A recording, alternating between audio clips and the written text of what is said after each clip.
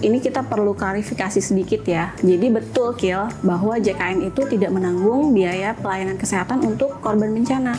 Sekarang kalau terkait akses nih Mbak, akses bantuan ya terutama buat korban bencana di Cianjur, itu sebenarnya mereka tuh udah merata belum sih? Karena yang aku lihat di berita-berita tuh banyak banget yang bilang kalau wilayah yang ini susah buat dijangkau untuk bisa ngasih bantuan gitu.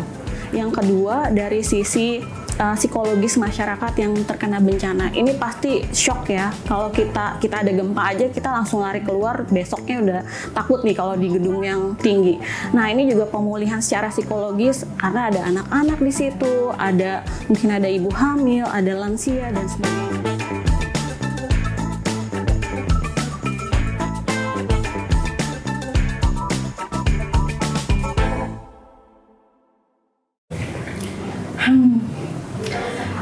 Pasti kita semua udah dengar ya teman-teman, gempa dan bencana longsor di Cianjur kemarin.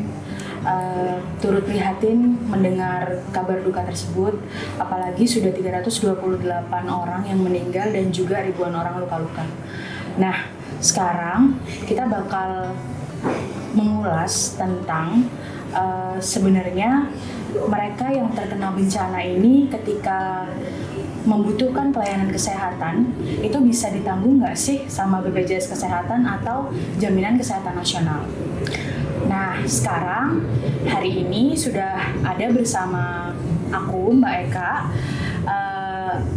Research and Knowledge Manager Prakarsa, yang bakalan mengulas tentang apakah sebenarnya pelayanan kesehatan bagi korban bencana itu ditanggung oleh JKN atau enggak. Halo Mbak Eka, selamat datang. Halo Kil. Gimana kabar Kil? Kabar baik, sehat, alhamdulillah. Nah mungkin Mbak Eka ada satu atau dua kata-kata dulu yang mau disampaikan untuk korban-korban bencana di Cianjur. Ya, pertama-tama kita ucapkan duka untuk seluruh korban bencana, baik korban meninggal ataupun luka-luka yang sampai sekarang mereka juga masih ada bencana terus-menerus ya. Gempa susulan itu masih terjadi sampai sekarang. Dan korban-korban yang ada di pedalaman atau pelosok-pelosok itu juga mungkin masih ada yang belum terjangkau oleh bantuan kita semua. Itu aja sih Kil. Oke, sedih banget ya sebenarnya ada bencana-bencana yang sekarang ini makin sering melanda Indonesia gitu ya Mbak. Nah, kebetulan nih kemarin aku sempat baca nih ternyata korban-korban bencana ini itu kalau mau mendapatkan pelayanan kesehatan itu nggak bisa ditanggung JKN. Itu benar nggak sih Mbak sebenarnya? Oke, mungkin ini juga banyak orang yang salah persepsi ya, kok JKN nggak nanggung untuk korban bencana sih? Nah, ya ini kita perlu klarifikasi sedikit ya. Jadi betul Kil bahwa JKN itu tidak menanggung biaya pelayanan kesehatan untuk korban bencana. Karena untuk korban bencana itu sudah ada anggaran khusus dari pemerintah. Jadi jangan khawatir, saudara-saudara kita yang terkena bencana itu sudah pasti ditanggung oleh pemerintah untuk biaya pelayanan kesehatannya. Oke, berarti memang pelayanan kesehatan yang ditanggung sama BPJS atau JKN itu cuman berlaku di kondisi normal aja gitu ya Mbak ya? Iya betul banget. Karena terbayang Kil kalau misalnya seluruh kejadian luar biasa kesehatan ataupun korban bencana itu ditanggung semuanya oleh JKN, bisa bengkak banget ya biaya untuk pelayanan kesehatan. Ya, benar-benar sih, setuju banget. Oke, berarti kemarin juga sempat baca-baca gitu di salah satu artikel, Kemenkes juga bilang ternyata dana BPJS Kesehatan itu memang cuma sanggup untuk membayar tanggungan 1 tahun ke depan aja gitu ya untuk pelayanan-pelayanan kesehatan yang memang di luar kondisi darurat gitu ya. Nah, oke. Sekarang kalau terkait akses nih Mbak, akses bantuan ya terutama buat korban bencana di Cianjur, itu sebenarnya mereka tuh udah merata belum sih? Karena yang aku lihat di berita-berita tuh banyak banget yang bilang kalau wilayah yang ini susah buat dijangkau untuk bisa ngasih bantuan gitu. Iya, Kil. Karena kita tahu ya topografi topografi dari Cianjur karena masih tertutup longsor, mungkin juga beberapa titik itu belum bisa diakses oleh kita yang ingin memberikan bantuan. Jadi untuk bantuan yang masuk pun itu mungkin saja itu juga belum merata. Nah, hal yang perlu digarisbawahi adalah bantuan tenaga medis nih yang harus betul-betul bisa masuk sampai ke dalam. Selain sandang dan pangan ya pastinya. Oke, berarti bantuan tenaga medis untuk melakukan pelayanan kesehatan ke korban gitu ya? Iya, betul. Itu harus ditingkatkan, harus memeratakan lagi. Bahkan mungkin kalau boleh mengutip pesan Presiden itu kemarin dia menyampaikan kalau boleh nih pakai helikopter untuk menjangkau karena memang jalan daratnya tadi seperti yang Mbak Eka bilang ketutup longsor dan masih ada bencana-bencana susulan lain gitu ya sampai sekarang. Nah, kira-kira nih Mbak, kalau misalnya kita refer ke kondisi-kondisi itu ya, pastikan kita mengapresiasi apa yang sudah dilakukan pemerintah, penyaluran bantuan oleh aktor-aktor non pemerintah juga gitu ya. Nah, ada nggak sih sesuatu yang bisa diimprove lagi untuk bisa memperbaiki atau meningkatkan rehabilitasi para korban bencana ini supaya cepat pulih gitu? Oke, ada beberapa cara sih yang harus kita perhatikan ya. Yang pertama itu pemerataan bantuan. Jadi pemerataan bantuan ini bukan hanya dari sisi kuantitas dan pemerataan wilayah saja, tapi juga bantuan itu dialokasikan mulai dari pada saat bencana sampai nanti setelah pemulihan pasca bencana. Itu tuh harus dipastikan karena kita tahu ketika bencana bantuan itu menumpuk misalnya. Nah, itu kalau bisa memang diatur sirkulasinya bagaimana bisa diberikan sampai nanti pasca bencana pemulihannya. Yang kedua dari sisi psikologis masyarakat yang terkena bencana. Ini pasti shock ya. Kalau kita ada gempa aja kita langsung lari keluar, besoknya udah takut nih kalau di gedung yang tinggi.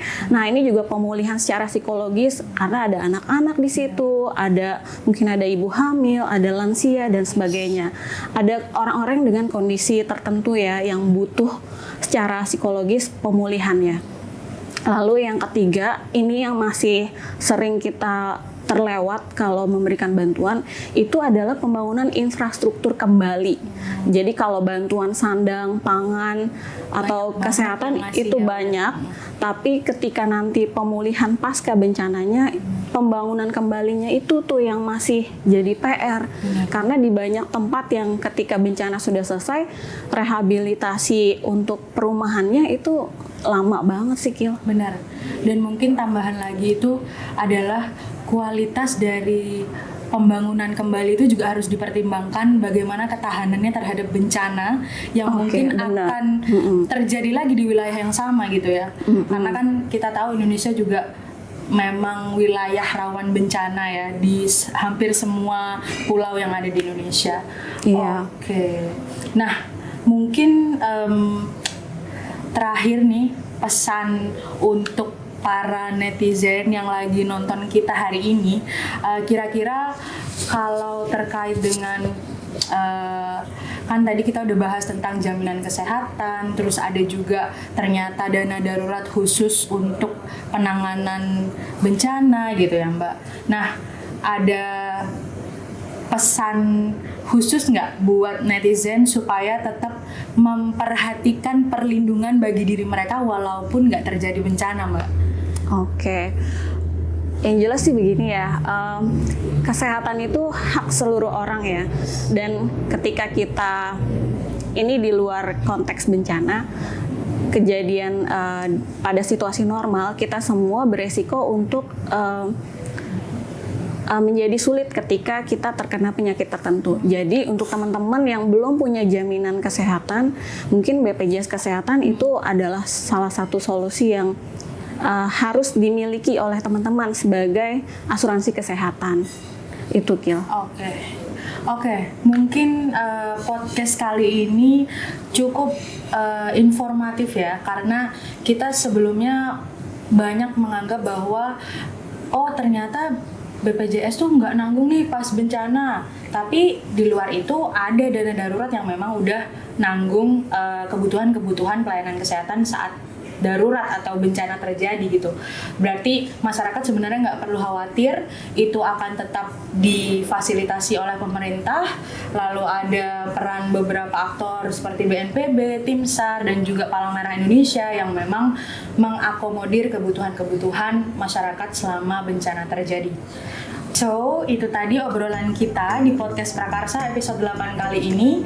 Semoga apa yang kita sampaikan bisa membawa manfaat dan juga pesan-pesan untuk masyarakat supaya lebih aware terhadap apa-apa saja pelayanan kesehatan yang memang ditanggung ketika keadaan darurat ataupun tidak di BPJS Kesehatan atau Jaminan Kesehatan Nasional. Sampai ketemu di podcast Prakarsa selanjutnya. Aku Akila dan Eka pamit undur diri, salam sehat dan sampai jumpa di podcast Prakarsa ke-9.